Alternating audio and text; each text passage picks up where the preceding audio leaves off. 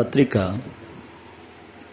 పౌలు చేత యూదులకు రాయబడిందని బైబిల్ పండితులు అభిప్రాయం. పౌలు యేసుక్రీస్తు ప్రభువు నిజముగా నరుడైనాడు, మరణించినాడు, విమోచించినాడు,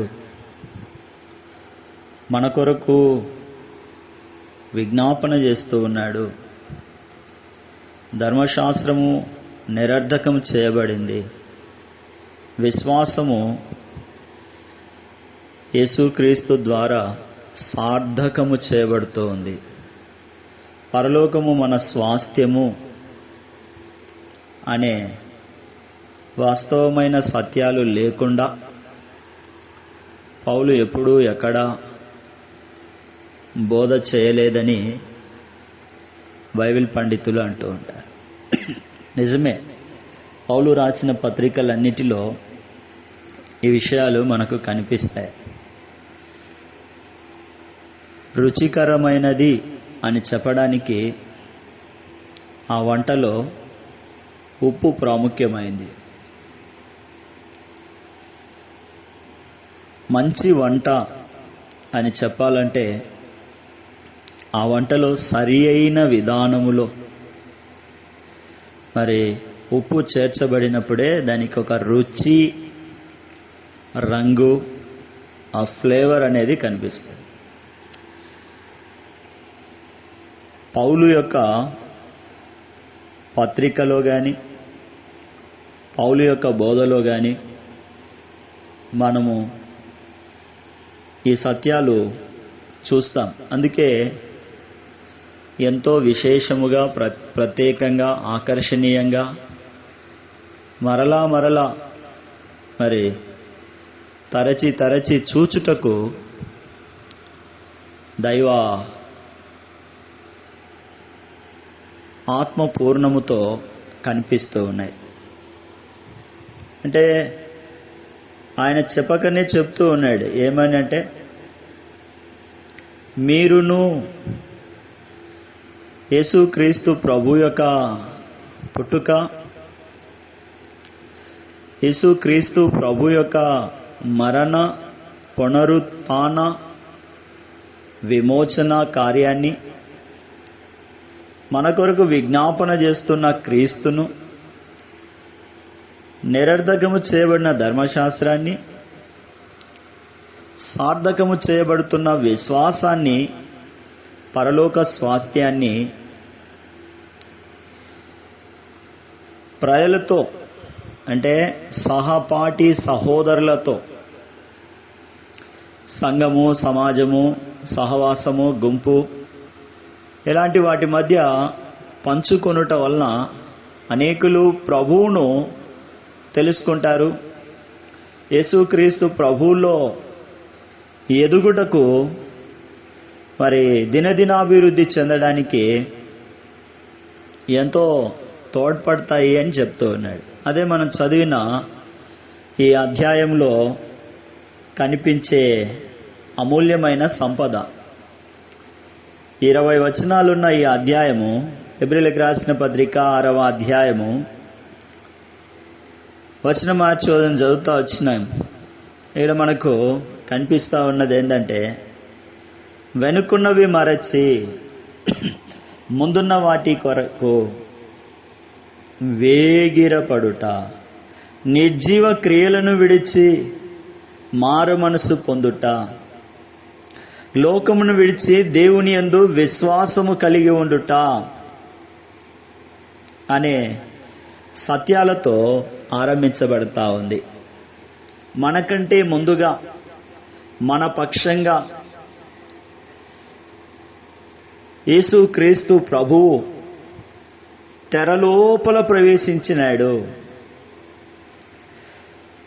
అతి పరిశుద్ధ స్థలములో దేవుణ్ణి చూచి ఆనందించి ఆరాధించే ఆధిక్యత యేసుక్రీస్తు ప్రభువునందు విశ్వాసం ఉంచిన వారికి ఇవ్వబడింది.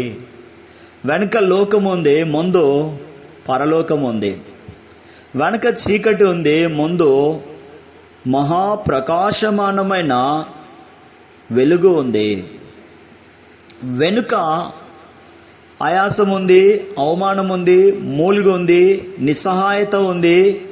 అయితే ముందున్నది గొప్ప విజయం, గొప్ప ఆనందం, గొప్ప సంతోషం, దేవుని మహిమ, దేవుని బలము మనకు తోడ్పడుతూ ఉన్నాయి. ప్రవక్త అయిన యెషయా గ్రంథం 6వ అధ్యాయంలో మనం చూస్తాం, అత్యున్నతమైన సింహాసనం మీద ఆసీనుడైనటువంటి ప్రభువును చూస్తా వచ్చినాడు. ఆదికాండంలో మనం చూస్తాం, మహిమగల దేవుని ప్రత్యక్షత అబ్రహాము అనుభవించినాడు. యాకోబు దేవుని దూతతో రాత్రంతా పోరాడినాడు. సినాయి కొండ మీద ప్రవక్త అయిన మోషే, దేవుని ఇంటిలో నమ్మకస్తుడైన యాజకుడు. గమనించండి, దేవుణ్ణి చూసి దేవుని ప్రత్యక్షతను, దేవుని మహిమను అనుభవించినారు. కదా కడసారి వాడైనటువంటి యోహాను పద్మాసు ద్వీపములో పరలోకాన్ని, పరలోక సౌందర్యాన్ని, పరలోక పట్టణాన్ని, పొడవు విస్తీర్ణాన్ని, దేవుణ్ణి, దేవుని మహిమను, దేవుని రాజ్యాన్ని, దేవుని సింహాసనాన్ని చూసి వధింపబడిన గొర్రెపిల్లను గురించి, పరలోకం గురించి, పరలోకపు వీధులను గురించి, పరలోకములో ఉన్న నదిని గురించి, జీవ వృక్షమును గురించి, జీవమును గురించి, దేవుని రాజ్యమును గురించి, సంఘములను గురించి, సింహాసనాన్ని గురించి ఆ ద్వీపములో ఉండి రాసినాడు కదా. అవి ఎంతో ప్రోత్సాహాన్ని, నిరీక్షణను కలగజేస్తా ఉన్నాయి. అయితే ప్రియులారా, మనం చదువుకున్నాం 9వ వచనంలో, మేమిలాగున చెప్పుచున్నాము. ఎబ్రీయులకు రాసిన పత్రిక 6వ అధ్యాయం 9వ వచనంలో అక్కడి నుండి మీరు గమనిస్తే వచనాలన్నీ ప్రోత్సాహాన్ని, దేవునిలో సాగిపోవడానికి ప్రోత్సాహం, దేవుని వాక్యాన్ని అనుదినం పఠించుటకు ప్రోత్సాహం, దేవునితో సంభాషించుటకు, సహవాసించుటకు ప్రోత్సాహం, మధ్యాకాశంలో ప్రత్యక్షం కాబోతూ ఉన్న ఆ మహిమాన్వితుడైన యేసుక్రీస్తు ప్రభునందు నిరీక్షణను కలగజేస్తున్నాయి. ఈ 9వ వచనము నుండి రాయబడిన చివరి వచనం వరకు, అయితే ప్రియులారా, మేమిలాగు చెప్పుచున్నాం, మీరింతకంటే మంచిదియు రక్షణకరమైనదియునైనా స్థితిలోనే ఉన్నారని రూఢిగా నమ్ముచున్నాము. మీరు చేసిన కార్యమును, మీరు పరిశుద్ధులకు ఉపచారము చేసి ఇంకను ఉపచారము చేయుచునుట చేత తన నామమును బట్టి చూపిన ప్రేమను మరచుటకు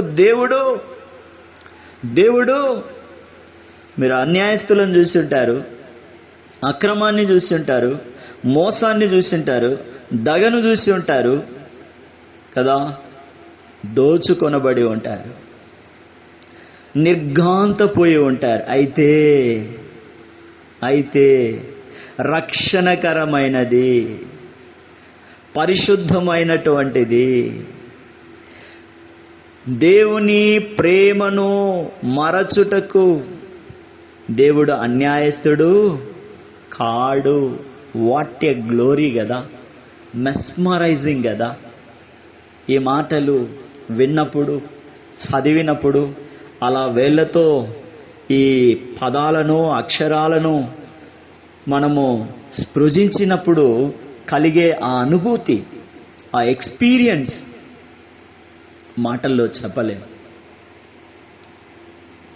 యేసుక్రీస్తు ప్రభునందు విశ్వాసం ఉంచి పరిశుద్ధాత్మ శక్తి చేత బాప్తిస్మములో సాక్ష్యం తీసుకోవడానికి అదేం సొక్కా కాదు, అదేం బ్యాంకు బ్యాలెన్స్ కాదు. బాప్తిజం తీయడం, వేయడం అదేమన్నా సొక్కానా, లాగునా కాదు. బాప్తిస్మములో సాక్ష్యం. బాప్తిస్మం అనగా సాక్ష్యము. సాక్ష్యము, దేవుని యందు విశ్వాసము, దేవుని శక్తి చేత నింపబడుట, దేవుని పని కొరకు సిద్ధపరచబడుట, లోకమును విడిచిపెట్టుట, వెనుకున్నవి మరచి. ఇవే మాటలు మనకు ఫిలిప్పీలకు రాసిన పత్రికలో కూడా కనిపిస్తాయి కదా. వెనుకున్నవి మరచి ముందున్న వాటి కొరకు వేగిరపడిన ఆ అనుభూతి ఎంతో రమ్యముగా, ప్రశస్తమైనదిగా కనిపిస్తుంది. ఫిలిప్పీలకు రాసిన పత్రికలో కూడా 3వ అధ్యాయం 13వ వచనములో, సహోదరులారా, నేనిదివరకే పట్టుకొని ఉన్నానని తలంచుకొనను. చూడండి ఒకసారి ఆ పదాలను మీరు పోల్చి చూడండి.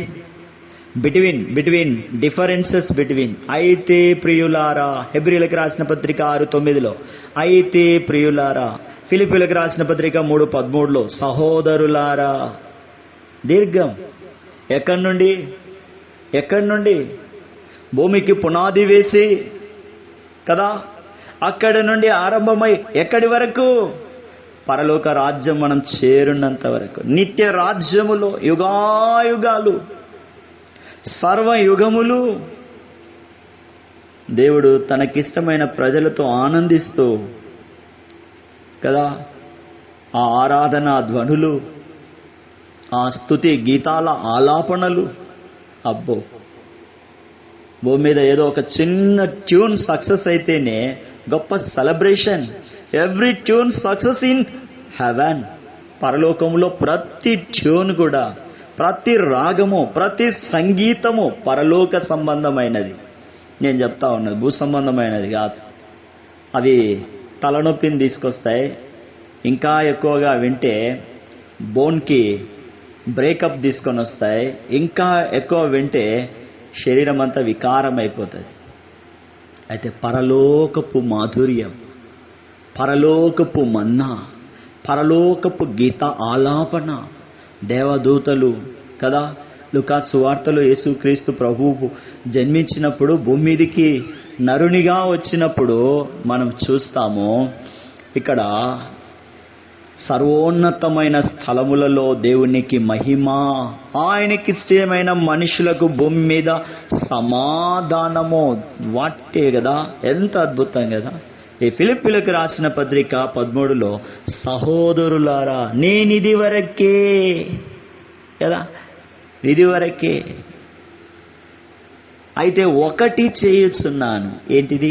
వెనకున్నవి మరచి ముందున్న వాటి కొరకై. వెనకేం లేదో, వెనక చూసుకుంటే ఉన్నదంతా నరకము, పాతాళము, అగాధము. అయితే ముందుందంతా కూడా పరసంబంధమైనది, లాభకరమైనది, శ్రేష్టమైనది, క్రీస్తు జ్ఞానముతో మరి ఇవ్వబడేదిగా మనకు కనబడుతూ ఉంది. మన పౌరస్థితి కదా చెరిగిపోనిదిగా మనం చూస్తూ ఉన్నాం. ఒకటి తప్పిపోయినటువంటి వారికి కలిగే అపాయాలు మొదటి భాగంలో కనిపిస్తున్నాయి. ప్రభువును ఆనుకొని హత్తుకొని సాగిపోయేటటువంటి వారి జీవితానికి, యాత్రకు ప్రోత్సాహకరంగా, నిరీక్షణ కలిగించేవిగా, ఆత్మీయ జీవితానికి, తెరలోపల ప్రవేశించే ఆత్మీయ జీవితానికి లంగరు వలే. ఆ పదాలు కూడా ఇక్కడ ఉన్నాయి. తెరలోపల ప్రవేశించుచున్న మన ఆత్మకు లంగరు వలే. సరే, నిరీక్షణ నిశ్చలమును స్థిరమునై కదలకుండా బెదరకుండా సాగిపోవటానికి ఎంత చూడండి. ఆత్మీయ జీవితంలో ఎదుగుదలతో నంటు కట్టబడిందే మరి ఆత్మీయ జీవితం అని మనం చూస్తా ఉన్నాం. ఎదుగుదల లేనటువంటి జీవితమే కాదు. ఓ పసిబిడ్డను చూసినప్పుడు ఎంతో ఆనందంగా ఉంటుంది, కానీ ఆ బిడ్డ నిత్యము మొదట చూసినప్పుడు ఎట్లా ఉండిందో రోజుల తర్వాత, వారాల తర్వాత, నెలల తర్వాత, సంవత్సరాల తర్వాత చూసినా కూడా ఎదగకుండా అక్కడే ఉంటే, పసిబిడ్డగానే ఉంటే ఎవరు కోరుకుంటారు చెప్పండి? ఎవరు కోరుకోరు, ఎవరు ఇష్టపడరు. తల్లిదండ్రుల కోరిక అది కాదు. ఓ తండ్రిలాగా, తల్లిలాగా పౌలు చెప్తూ ఉన్నాడు, అయ్యా యేసు క్రీస్తు ప్రభువులో నేను మిమ్మల్ని కన్నాను. మీరు పసిబిడ్డల్లాగా ఉండకుండా దినదినము ఎదుగుతూ, అభివృద్ధి పొందుతూ, క్రీస్తుతో అంటు కట్టబడి ఉండాలా అని ఆయన చెబుతా ఉన్నాడు కదా. ఆరంభములో ప్రభు దగ్గరికి రాకమునుపు మీ అలవాట్లేవో, మీ ఆలోచనలేవో, ఇప్పుడు అవి ఉండకూడదు. ఎట్లా ఉండాలంటే అవి ప్రత్యేకమైనవిగా, దేవుడు కోరుకునేవిగా, దేవుని చేత, దేవుని వాక్యము చేత మరి ప్రోత్సహించబడేవిగా ఉండాలా అని చెప్తాడు అదే. కాబట్టి యేసు క్రీస్తు ప్రభువుకు వెలపట అంటే దేవుని సన్నిధికి రాకమునుపు బూతులు మాట్లాడే నోరుంటే, ఇప్పుడు అదే నోరు బూతులు ఇంకా కొత్తవి నేర్చుకోకూడదు. అసలు ఆ నోట్లో నుండి అవి రాకూడదు. దైవ వాక్యం ఘంటాపదంగా చెప్పేవిగా ఉండాల. దేవుని గూర్చి పాడేదిగా ఉండాలా, దేవుణ్ణి గూర్చి మాట్లాడేదిగా ఉండాలా నోరు. ఓ యవనస్తుడా, సోదరుడా, గమనించు. యేసు క్రీస్తు ప్రభువుని నమ్మినాను, బాప్తిసం కూడా తీసుకున్నాను, మరి ఆరాధన కూడా చేయడం రాకపోతే భయం కలుగుతా ఉందంటే ఇంకా నీలో పాపం ఉంది. ఇంకా నీవు పాపములోనే, వెనుకున్న జీవితంలో ఆరాధన లేదు. వెనుకున్న జీవితంలో ఆరాధన లేదు. ప్రార్థన చేయమంటే ఎట్లా ఉంది అనుకున్నారు? ఒకసారి నాకు అనిపించింది, నేను ప్రార్థన చేస్తే దేవుడు వింటాడా అని. నేను ప్రార్థన చేసే వాళ్లకు క్షేమము, సౌఖ్యము కలుగుతుందా? మరి కలగదు కదా. ఇన్ని పాపాలు, ఇంత లోపము, ఇంత భక్తిహీనత, ఇంత వేషధారణ నాలో ఉంటే మరి నేను ప్రార్థన చేస్తే మరి జవాబు దేవుడు ఎలా ఇస్తాడు? అసలు ఈ ప్రార్థన దేవుని దగ్గరికి ఎలా చేరుతుందని నా మనసులో నాకు అనిపించింది. కొన్ని సంవత్సరాల క్రిందట ఒక ప్రార్థన చీటీ ఇచ్చినారు, వీళ్ళ కొరకు ప్రార్థన చేయండి అని. ఆ చీటీ చేతిలో పట్టుకున్నాను. నేను వీళ్ళ కొరకు ప్రార్థన చేస్తే దేవుడు వీళ్ళకి క్షేమం ఇస్తాడా? అసలు నేను ప్రార్థన చేయడానికి అర్హుడనేనా? యోగ్యతను పొందినానా? దేవుని ఆత్మ పూర్ణుడనయ్యానా? నేను పిలిస్తే దేవుడు పలుకుతాడా? వింటాడా? జవాబిస్తాడా? ఎన్నో ప్రశ్నలు నాకు కలిగినాయి. అప్పుడు మిక్కిలి నిమ్మలమైన ఒక స్వరం నాకు వినబడింది. ఇది కదా నేను రక్షించబడ్డాను, నేను ప్రార్థన చేయడానికి నా దేవుడు నాకు కృప ఇచ్చినాడని ధైర్యం పుట్టించింది. నాలో విశ్వాసాన్ని, ప్రోత్సాహాన్ని, నిరీక్షణను కలగజేసినాయి. అది కదా. అప్పుడు యేసు క్రీస్తు నామములో ప్రార్థన చేయడం ఆరంభించింది. యేసు క్రీస్తు ప్రభు యొక్క రక్తము ద్వారా కలిగిన అధికారము చేత ప్రార్థన చేయడానికి పూనుకున్నాడు కదా. అట్లా చేసినప్పుడే యెషయా ప్రవక్త చెప్తా ఉన్నాడు కదా, మీకును దేవునికి మధ్యలో పాపము అనే గోడ. పాపం ఎట్లా ఉందంట? గోడలాగా గట్టిగా, దృఢంగా, ఏపుగా, ఎత్తుగా ఉందంట. మరి ఆ గోడ ఉన్నంత వరకు అటు సైడు నీవు, ఇటు సైడు దేవుడు. ఏడ వినపడుతుంది? ఏడ కనపడుతుంది? నీ మూలుగు వినపడదు కదా. మన మూలుగు వినపడాలంటే ముందుగా మనకు దేవునికి మధ్యలో ఉన్న పాపపు గోడ, ఈ పాపపు గోడ కూలిపోవడానికి జేసీబీ క్రెయిన్ అవసరం లే. యేసు రక్తము చాలు, యేసు రక్తము చాలు. విస్తారమైనటువంటి పాపము క్షణకాలములు తుడిచివేయబడటానికి, ఆనందదాయకమైన స్థితిలోనికి రావడానికి యేసు రక్తము చాలు. యేసు రక్తము చాలు. నూతన విశ్వాసములో దినదినము ఎదగడానికి, ఎదగాలి అని మనకు ఇక్కడ చెప్పబడతా ఉంది. ఎక్కడ చూడండి, హెబ్రీయులకు రాసిన పత్రిక 5వ అధ్యాయం 11వ వచనం. కాబట్టి అవిధేయత వలన వారు పడిపోయినట్లుగా మనలో ఎవడును పడిపోకుండా ఆ విశ్రాంతిలో ప్రవేశించుటకు జాగ్రత్త పడుదుము. వాళ్ళు పడిపోయినారు, ఇంకా ఓడిపోయినారు, ఇంకా చూడండి, ఆలోచన గమనించండి. ఒకసారి నేను పాటలు పాడడానికి పిలువబడినా. అప్పుడు నేను బీఈడీ ఏమో చదువుకుంటా ఉన్నా, బీఈడీ చదువుతా ఉన్నా. క్లాస్లో మరి ఏదో చెప్పినారు, నేనేదో చెప్పినాను, అక్కడ ఏదో జరిగింది.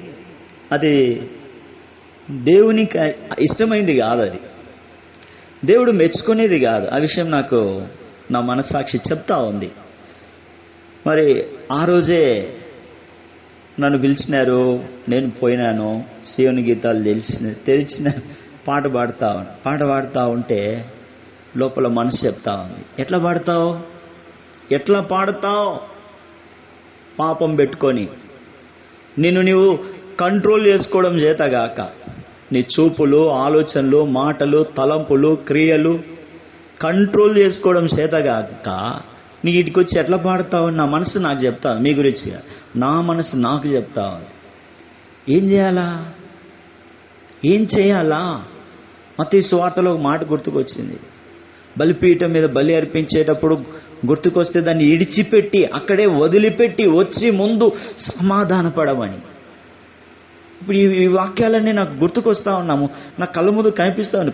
పాడుతున్నా మాటే కానీ లోపల జరిగిపోతా ఉంది.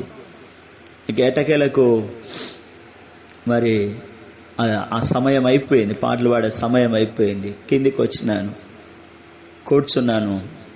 ఒక పిల్లర్ చోటున పిల్లర్ని ఆధారం చేసుకొని అట్లా ఆనుకున్నాను. సిగ్గుపడతా ఉన్నాను. తప్పు అయిపోయింది. తప్పు. క్షమించు ప్రభువా. లోపల సమాధానం, నెమ్మది, శాంతి నాకు ఇవ్వు అని పలుమార్లు ప్రభువు నేను యేసుక్రీస్తు ప్రభు రక్తంలో కడగబడడానికి ఇష్టపడతా వచ్చాను. గమనించాలా, మనస్సాక్షిని వాత వేస్తే, ఆర్పివేస్తే ఎవరేం చేయలేరు. ఓ పొట్టోడు 6 అడుగులు ఉన్నాడంట. అదెట్లా? ఓ మరుగుజ్జు 6 అడుగులు ఎట్లుంటాడు చెప్పండి? వాని కాళ్ళతో వాడు గొలుచుకుంటే 10 అడుగులు కనపడతాడు కదా. వాడి నీడను వాడు గొలుచుకున్నాడంట. మరుగుజ్జు వాడి నీడని వాడు గొలుచుకున్నాడంట, గీత గీసుకొని. కొలుచుకుంటే ఎన్ని అడుగులు ఉన్నాడంట? 7 అడుగులు ఉన్నాడంట. 6 అడుగులు 7 అడుగులు 6 7 ఉన్నాడు. నేను 6 అడుగులు 7 అడుగులు ఉన్నా అంటే ఎట్లయితే? దానికి ఒక ప్రామాణికం లేదా? దానికి ఒక డిసిప్లిన్ లేదా? అందుకే వాక్యంలో పౌలు చెప్పినాడు, మనలను మనమే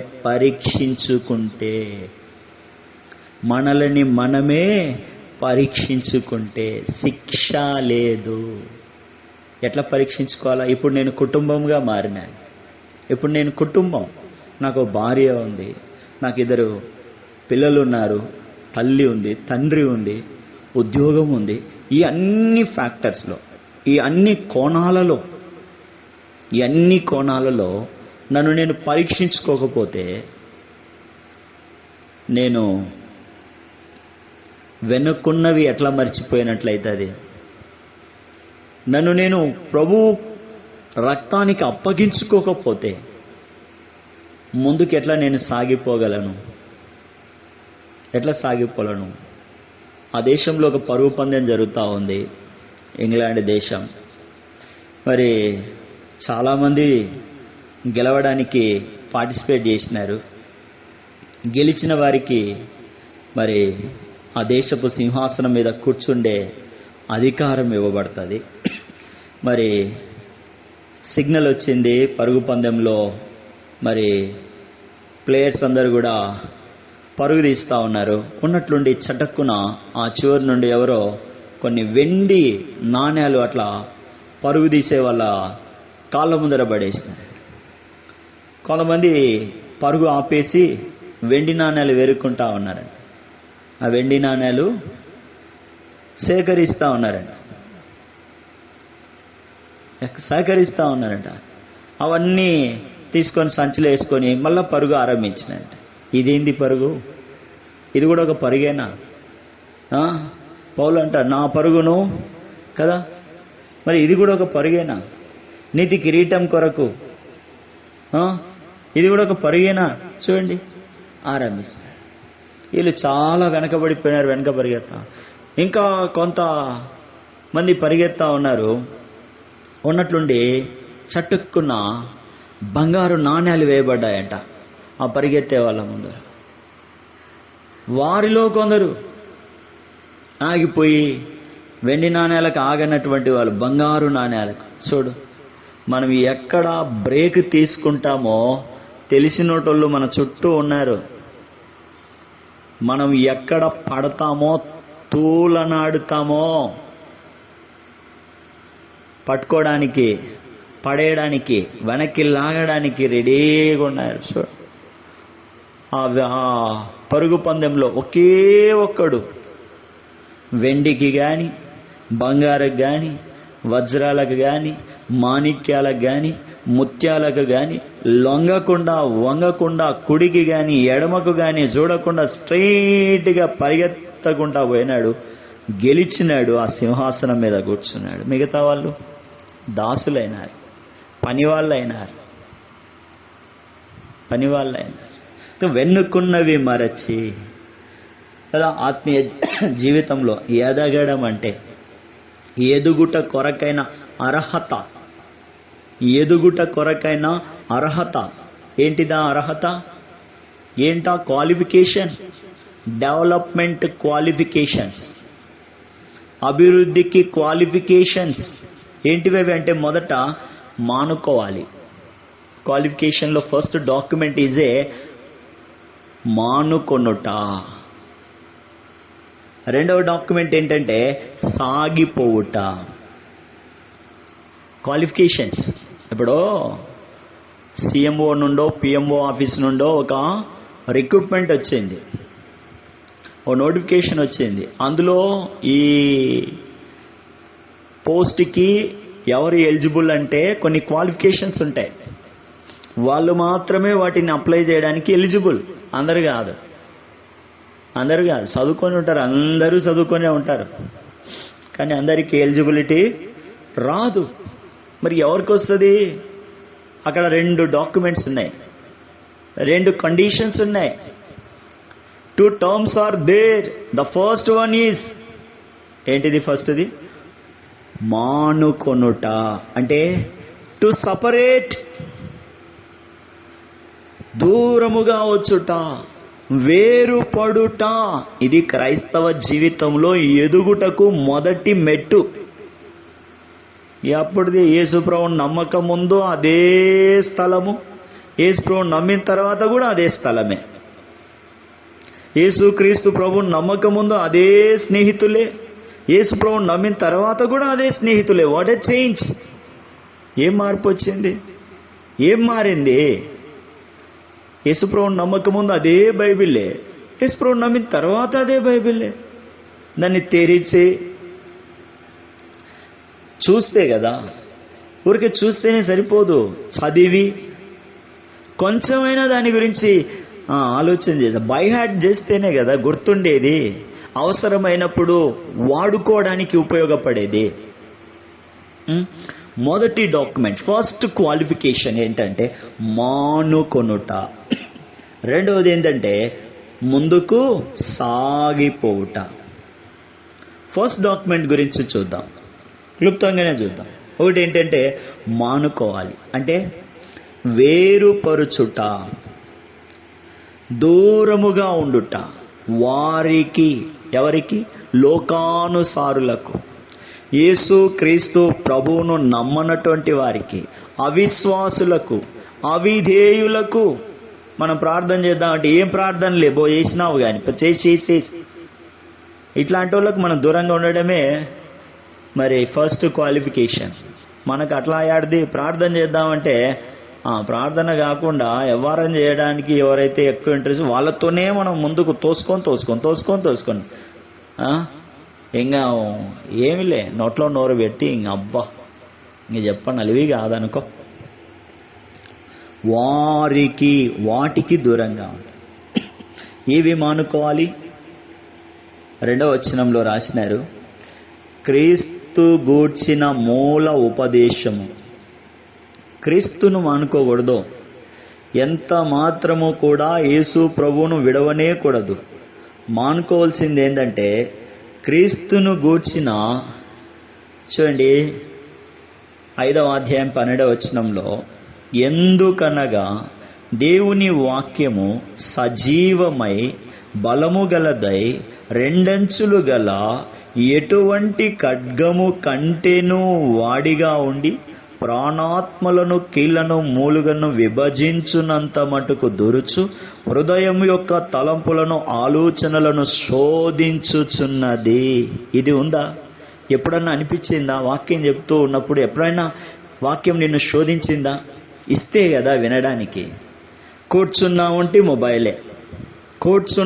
మొబైలే, ఏం సంపాదన పెడుతోందో, ఏం ఆనందం ఇస్తా ఉందో ఎవరిలో తెలిసిన? యేసు క్రీస్తు ప్రభువుని నమ్మి బాప్తిసం తీసుకొని దేవుని ఇంట్లో పనిచేసే వారిలోనే ఈ రోగం ఉంది. ఏ రోగం? మొబైల్ పట్టుకొని గీక్కోవడం. పని ఉంటే ఓకే, పని లేకపోతే అన్నీ మీకు తెలిసినాయి. కానీ చూడండి ఏం చెప్తా ఉంది వాక్యము? పరిశోధించిందా ఎప్పుడైనా? దేవుని వాక్యం సజీవమైందిగా, బలమైనదిగా, రెండంచులు గల ఖడ్గములాగా వాడిగా ఉండి ప్రాణాత్మలను కీళ్లను మూలుగను విభజించున్నంత మటుకు నీ హృదయంలో ఎప్పుడైనా యాడ వింటే కదా, మనసు పెడితే కదా, ఏకాగ్రత ఉంటే కదా, కాన్సన్ట్రేషన్ ఉంటే కదా, అందరి కనీసం ఒకరినన్నా. అందరూ పాపాత్ములేలే నువ్వు తప్ప, అందరూ అపవిత్రులే నువ్వు తప్ప, అందరూ డిస్క్వాలిఫైడే నువ్వు తప్ప. మరి నీకంటూ క్వాలిఫై అయిన దేవుని వాక్యాన్ని శ్రద్ధగా వినాలి కదా. వాళ్ళంతా అన్ఫిట్, వాళ్ళు చెప్తా ఉంటే నువ్వు వినవు. ఎందుకంటే వాళ్ళలో నీకు కొన్ని బలహీనతలు కనపడ్డాయి, వారిలో నీకు ఏవో కనిపించినాయి. Okay, I agree. వాళ్ళని పక్కన పెట్టు, పరిశుద్ధ వాక్యాన్ని చూడు, అందులో కూడా నీకు కనపడినాయా? అట్లయితే నువ్వు ఈడ కాదు నాయన ఉండాల్సిందే, భూమి మీద కాదు. అర్థమవుతుందా? చూడండి, ఎప్పుడైనా హృదయంలోకి ఈ వాక్యం వెళ్ళిందా? వెళ్తే కదా మనం చెప్పేది. ఇప్పుడు ఆడో మామూలుగా ఈ మధ్యకాలంలో కాదులేండి, అంతకు మునుపు ఏం చెప్పేవాళ్ళంటే చెన్నూరు దగ్గర ఆ బిర్యానీ చాలా టేస్టీగా ఉంటుందని. ఎట తెలిసింది? తిన్నావు కాబట్టి. ఈ మధ్య మేము కూడా సోదరులంగా ఆయనతో కలిసి ప్రయాణం చేసినప్పుడు ఆంధ్ర స్పైసీ అనే చోట ఫోన్ చేసినాం. ఎప్పుడైనా మనలో వాక్యం అట్లా హృదయం మన ఆలోచనలు తలంపులను శోధించిందా? శోధించలేదు. ఆలోచన చేయాలి. దేవుని వాక్యం మనల్ని శోధించడానికి. లోకంలో ఎన్నో శోధించడానికి హృదయాన్ని తలుపు తెరిచి సాదరంగా ఆహ్వానిస్తూ ఉంటాం. అయితే వాక్యము కూడా నిన్ను శోధించడానికి అవకాశం ఇవి, సమయం ఇవి. ఎన్నో ఆఫర్స్ ఉన్నాయి, ఎన్నో ఎగ్జైట్మెంట్ ఆఫర్స్ ఎన్నో ఉన్నాయి వాక్యంలో. మేలునే చేస్తాయి, ఆత్మీయంగా ఎదుగునట్లు, ఆత్మీయంగా ముందుకు సాగిపోయేటట్లు, ఆత్మీయంగా ప్రభుతో సహవాసం చేయడానికి. ఎంతెంతో హనోకు దేవునితో కూడా నడిచిన, మరణము రుచి చూడకుండా నడుచుకుంటా పోయినాడు. దేవుని వాక్యము మనల్ని శోధించడానికి హృదయం అనే తలుపు తెరిచి ఆహ్వానిస్తే వండర్ క్రియేట్ చేయబడతాయి. వండర్స్ కదా, వండర్స్ కోసం ఏవేవో చేస్తూ ఉంటావు. దేవుని వాక్యం హృదయంలోకి ఆహ్వానించు, ఎన్నో వండర్స్ నువ్వు చూస్తావు లేదా. కొరింథీకి రాసిన మొదటి పత్రిక 11వ అధ్యాయం 25వ వచనంలో ఒక శ్రేష్టమైన మాట. మనం ఎన్నోసార్లు ఈ అధ్యాయంలో ఈ వచనాలు చదివే ఉంటాం. మొదటి పత్రిక 11వ అధ్యాయం 25వ వచనం. 11వ అధ్యాయం 25వ వచనం. ఏంటిదది? రక్తము వలన. ఈ రక్తాన్ని మరి పాత నిబంధనలో ప్రవక్త కంటే, మోషే అహరోను కంటే ప్రధాన యాజకత్వం, అహరోను యాజకత్వము కంటే కూడా శ్రేష్టమైనది క్రీస్తు రక్తము వలనైన క్రొత్త నిబంధన. పశువుల రక్తం వలనైనా పాత నిబంధన కంటే గొప్పదైన క్రీస్తు బలి పాపములను తీసివేసింది. పాత నిబంధనలోని దాన ధర్మముల కంటే యేసుక్రీస్తు ప్రభు యొక్క శిలువ రక్తము ఎంతో శ్రేష్టమైనదిగా నెమ్మదిలోనికి, నిత్యత్వంలోనికి తీసుకొని వచ్చింది. ఈ గొప్ప ప్రధాన యాజకుడు శిలువ పైన పాపుల కొరకు, పాపుల రక్షణను పొందుట కొరకు మరి రక్తం గార్చినాడు. క్రీస్తు నందు విశ్వాసం ఉంచడం వలన రక్షణ కలుగుతాయి. యేసుక్రీస్తు ప్రభు ద్వారా సంపూర్ణమైనటువంటి రక్షణ మనకు ఇవ్వబడతాయి. మారు మనసు, విశ్వాసం. మారు మనసు అంటే అంతరంగములో మనసు సంపూర్ణంగా మార్చబడడం. పాత జీవితం నుండి పాత వాటిని తెంచుకొని నూతన జీవితంలోనికి ప్రవేశించడం కదా. మారు మనసు ఇవ్వడం అనేది పాపమును విడిచిపెట్టుట వల్ల కలుగుతుంది. మారు మనసు పొందడం కాదు, నిర్జీవ క్రియలను విడుచుట. ఇది మారు మనసు అంటే.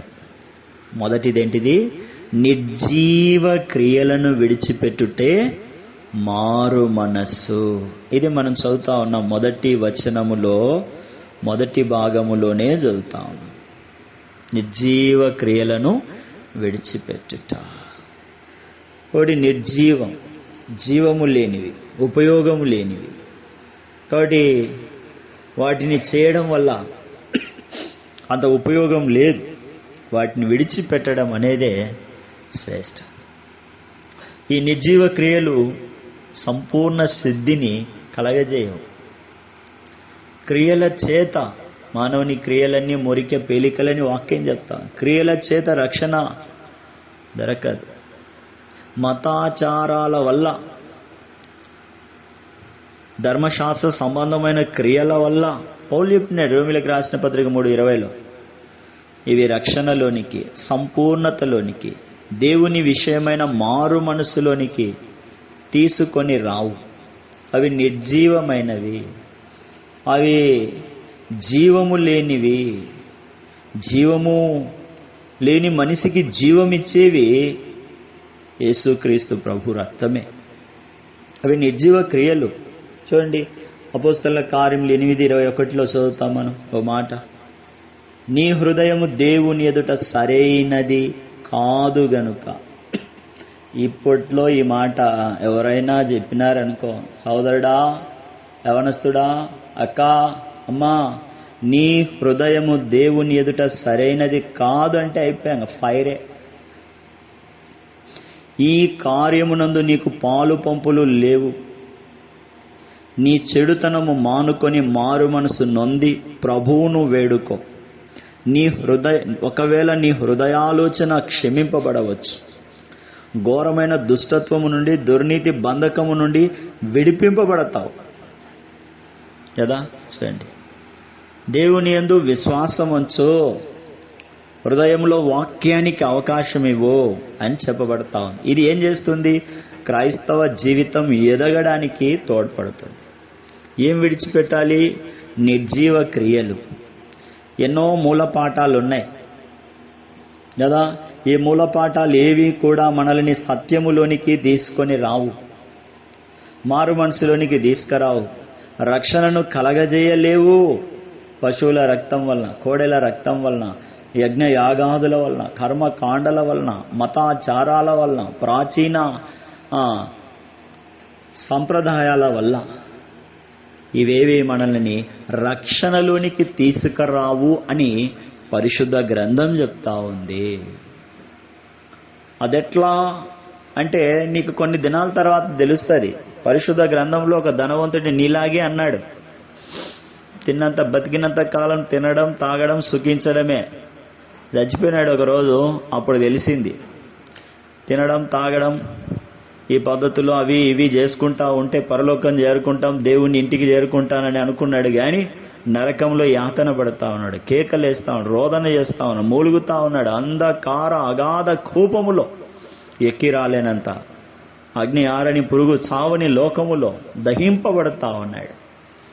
కాబట్టి దేనికైనా బ్రేక్ నీ దగ్గర ఇవ్వడానికి మాటలు ఉండొచ్చు, చెప్పొచ్చు, కౌంటర్ వేయచ్చు.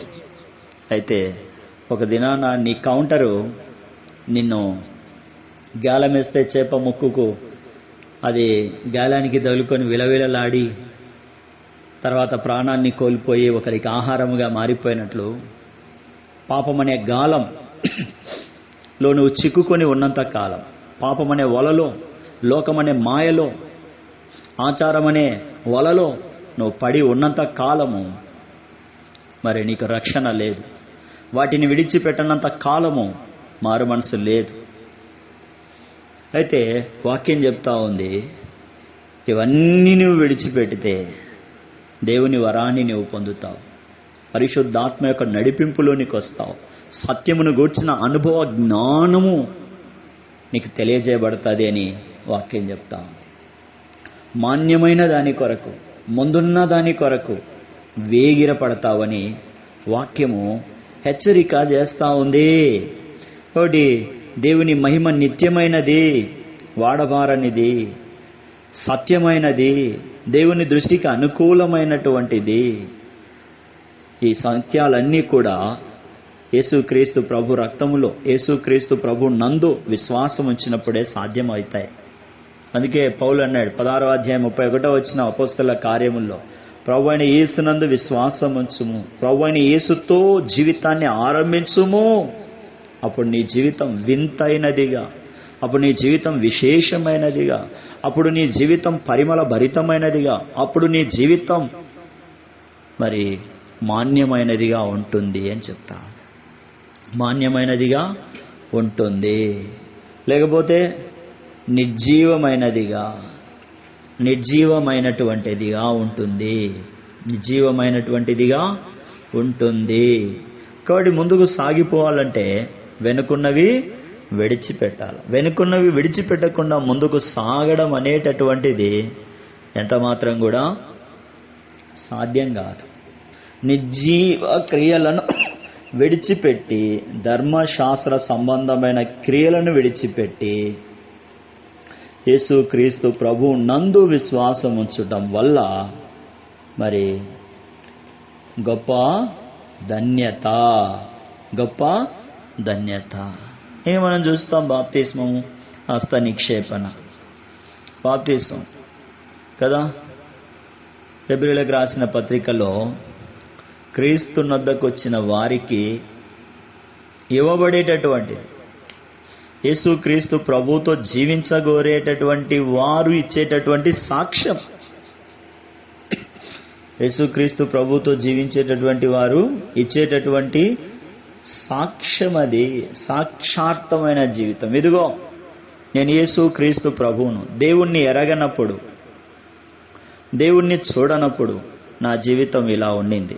మీ మధ్యలో యేసు ప్రభువును నమ్మిన నేను, దేవుని ప్రత్యక్షతలోనికి వచ్చిన నేను కదా. పౌలు అన్నాడు కదా, మిక్కిలి ప్రకాశమానమైన వెలుగులో మరి పిలువబడి వచ్చినప్పుడు ఒకప్పుడు ఏడిపించేవాడు, కొట్టేవాడు, హింసించేవాడు, చంపేవాడు. ఇప్పుడు యేసుక్రీస్తు ప్రభు కొరకు అనేకులను ప్రోత్సహించినాడు, ఆనంద నిధిలోనికి నడిపించినాడు. అగమ్య గోచరమైన ఆశ్చర్యకరుని యొక్క సహవాసానికి వారిని తీసుకొని వచ్చినాడు. ఇప్పుడు ఒకప్పుడు ప్రాణాలు తీసినాడు, ఇప్పుడైతే ప్రాణం ఇవ్వడానికి సిద్ధపడినాడు కదా. పూర్వం నేను దూషకునిగా, హింసకునిగా ఉంటే, ఇప్పుడైతే అంటా ఉన్నాడు హానికరుడని అన్నాడు. ఇప్పుడు అట్లా లేడు, మారిపోయినాడు. ఏమైపోయినాడు? ఇప్పుడు దేవుని బలంతో యేసుక్రీస్తు ప్రభుకు కృతజ్ఞత గలవాడుగా, మరి యేసుక్రీస్తు ప్రభు ద్వారా కలిగిన ప్రేమ ఆధిక్యతలో విస్తరిస్తూ ఉన్నాడు. పూర్ణ అంగీకారమునకు యోగ్యమైన వాక్యము చేత మరి దినదినము కనికరింపబడుతూ కరుణాసంపన్నమైన రాజ్యానికి హక్కుదారుడైనాడు కదా. మనం ఇట్లా ఎన్నో విషయాలు ఈ వాక్య భాగం నుండి నేర్చుకోవడానికే మన మధ్యకు తీసుకొని రాబడ్డాయి కదా. మనం చూస్తాము 5, 6, 7, 8 వచనాలలో ఏమని రాయబడిందంటే, మనము, మీరు అనే పదాలు 6వ వచనంలో కదా. 6వ వచనంలో మనము, మీరు, అందుచే, నిందు, మరి ఇవి ప్రత్యేకంగా మనకు కనపడుతూ ఉన్నాయి. అనుకూలమైనటువంటి విషయాలు ప్రభుతో మనము జీవించడానికి, మరి జ్ఞానోపదేశముగా, తెలివిని, బుద్ధిని కలగజేసేవిగా ఇవి మనకు ఈ మధ్యాహ్న కాలం వడ్డింపబడతా ఉన్నాయి. ప్రభునందు విశ్వాసం ఉంచకుండా, రక్షించబడకుండా, ఊరికే ఆయన గురించి తెలుసుకునేది సాధ్యం కాదు. యేసుక్రీస్తు ప్రభువుని గురించి తెలుసుకోవాలంటే, యేసుక్రీస్తు ప్రభు యొక్క ప్రేమ నీకు తెలియాలంటే, ముందు యేసుక్రీస్తు ప్రభువులో నువ్వు విశ్వాసం ఉంచాలి. అట్లా విశ్వాసం ఉంచిన వారిని గాయపరచడం, కొట్టడం, అవమానించడం, ఎగతాళి చేయడం, ఇదంతా ఏంటంటే దయ్యాల పని, దుష్టుల పని, దుర్మార్గుల పని, దౌర్జన్య చేసే వాళ్ళ పని. ఇప్పుడు బాగానే ఉంటుంది ఇడ, తర్వాత ఉండి ఒకరోజు నీ క్రియలు నీ వెంట వస్తాయి. అప్పుడు తప్పించుకునే దారి ఉండదు, దావుకునే పర్వతమో చోటు నీకు ఏం కనపడవు. నిస్సహాయుడు, నిశ్చేష్టుడు, అగ్ని ఆరని, పురుగు చావని స్థలములో బంధించబడి బాధించబడతావు. అప్పుడు అయ్యో అన్న ఉపయోగం ఉండదు. కాబట్టి రుచి చూచి యేసుక్రీస్తు ప్రభులో విశ్వాసం ఉంచు. అప్పుడు యేసు ప్రభు గురించి నీకు తెలుస్తాయి. యేసు ప్రభుని గురించిన ఎన్నో విషయాలు నీకు తెలియజేయబడతాయి. పరిశుద్ధాత్మను మరి బాధ పెట్టడానికి, దుఃఖ పెట్టడానికి ఎన్నిసార్లు చెప్పింటదో, దేవుని ఆత్మ ఎన్నిసార్లు బిలాముతో మాట్లాడిందో. అయితే భ్రష్టుడైపోయినాడు. భ్రష్టుడైపోయినాడు. భ్రష్టత్వం బిలాము లోపల ప్రవేశించింది. దేవుని నమ్మినవాడు గాడు. 12 మంది శిష్యుల్లో కూడా ఇస్కరియోతు యూదా ప్రభు చేత అధికారం పొందినాడే కానీ నిజమైన విశ్వాసి కాదు. పరిశుద్ధాత్మ ప్రేరణకు లోబడనటువంటి వాడు విశ్వాసి ఎట్లయితాడు? కాదు కదా. రాతి నిలబడిన జీవితం అది. చూడండి, ఆ సంఖ్యాకాండంలో చూస్తాం కదా, వేగు చూచిన వారు పండ్ల రుచి చూసినారు. అయితే చాలామంది విశ్వాసం ఉంచలేకపోయినారు. ఆ 12 మందిలో విశ్వాసం వచ్చిన వారు మాత్రమే ప్రవేశించినారు కదా. పరిశుద్ధాత్మ ప్రేరణకు లోబడిన వారు కాకపోతే, దేవుని వాక్యం వినకపోతే, దేవుని వాక్యాన్ని లోబడకపోతే, దేవుని వాక్యాన్ని తెలుసుకొనకపోతే మరి శాశ్వతమైన జీవం, ఎదుగుదల ఎట్లా వస్తుంది? రాబో యుగ సంబంధమైన శక్తుల ప్రభావమును అనుభవించిన వారు, రుచి చూచిన వారు ఎవరు? ప్రభువును రక్షకునిగా స్వీకరించి నమ్మి రాసి మరి నిత్యత్వంలో చేరుకున్నారు. అనేకులను ప్రభు వైపు నడిపిస్తూ వచ్చినారు. తుదకు మహాభివృద్ధి పొందేటట్లుగా వారు శుభవచనాన్ని కలిగి ఉన్నారు. నీతిగా నడుచుకున్నారు. కొత్తగా జన్మించినారు. కుక్క వాంతి వల్లే వారు వెనుదిరగలేదు కదా. గొర్రె చర్మము మరి గొర్రె వేసుకున్న తోడేలు వంటి స్వభావం వారిలో లేదు. తప్పిపోయిన వారు కాదు. తప్పిపోవడానికి అవకాశం ఇవ్వనటువంటి వారు, అంటే వాక్యము చేత పరిశోధింపబడుతున్నటువంటి వారు, విడిచిపెట్టినటువంటి వారు, ప్రత్యేకింపబడినటువంటి వారు, మారు మనసునకు తగిన నూతన ఫలాన్ని ఫలించడానికి ప్రభువుకు పూర్తిగా మరి అప్పగించుకున్నటువంటి వారు. అటు వారిని గురించే వాక్యంలో ఎన్నో సత్యాలు మనకు కనిపిస్తాయి. అలాంటి వారికి రక్షణ ఫలం ఉంది, జీవిత సంబంధమైనటువంటి ఫలం.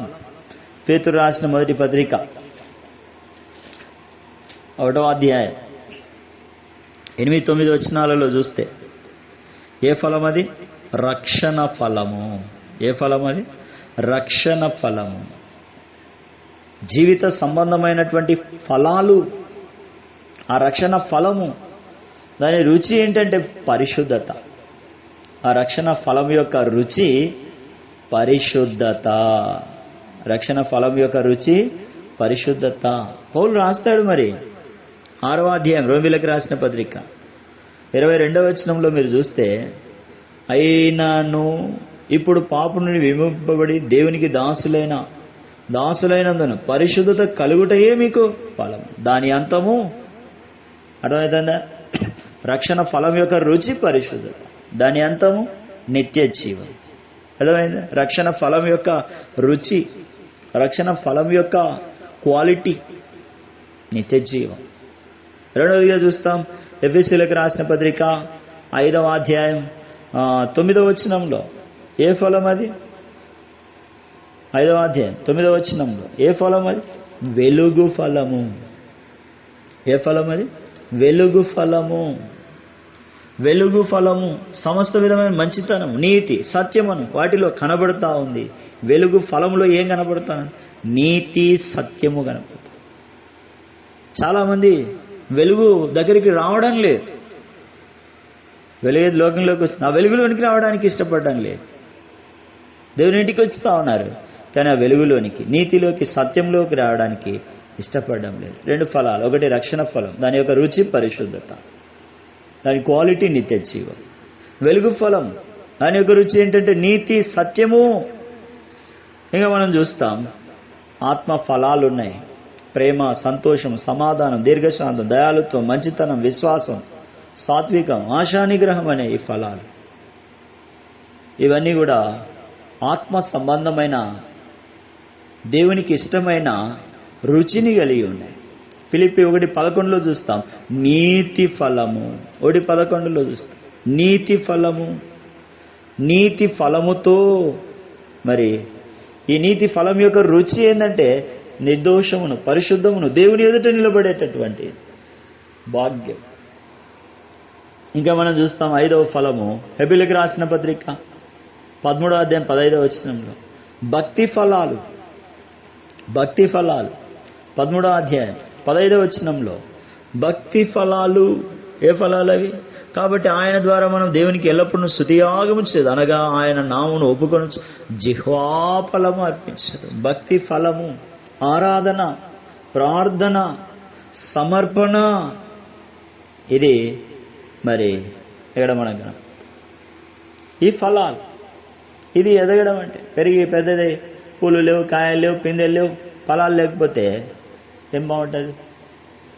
చివరిగా ఇంకొకటి ఏంటంటే సువార్త ఫలం, ఆత్మల రక్షణ, సేవా ఫలం. సేవా ఫలం యొక్క రుచి ఏంటంటే ఆత్మల రక్షణ. ఆత్మ రక్షణ యొక్క క్వాలిటీ ఏంటంటే సువార్త ఫలం. సంఘ జీవితంలో, ప్రభు పనిలో, కొరింథీయులకు రాసిన మొదటి పత్రిక 9వ అధ్యాయం 1వ వచనంలోనే మనకు కనిపిస్తుంది. మొదటి పత్రిక 9వ అధ్యాయం 1వ వచనంలోనే మనం చదువుతాం. నేను స్వతంత్రుడను కానా, నేను అపోస్తలుడను కానా, మన ప్రభు అయిన యేసును నేను చూడలేదా? ప్రభునందు నా పనికి ఫలము సేవా ఫలం, ఆత్మల రక్షణ, స్వార్థ ఫలం. సంఘ జీవితంలో ప్రభు పని. ప్రియులారా, ఇవే మన జీవితంలో మంచి పైరులు. వీటికి ప్రతిగా రక్షణ వాస్తవం కానీ ముళ్ళ తుప్పలు, గచ్చ పొదలు, శరీర కార్యాలు, చీకటి, నరకాగ్ని, కాని ఫలాలు ఫలించడం, నరకబడి అగ్నిలో వేయబడేటటువంటి నిర్జీవ క్రియలను విడిచిపెట్టి, నిర్జీవ క్రియలను విడిచిపెట్టి ఏం చేయాలి? ముందుకు సాగిపోవాలి. ముందుకు సాగిపోవాలి. ఇవి మనకు కావాలి, ఇటివి మనము కలిగి ఉండాలి అని కోరబడతా ఉన్నాం. ప్రార్థిస్తాం.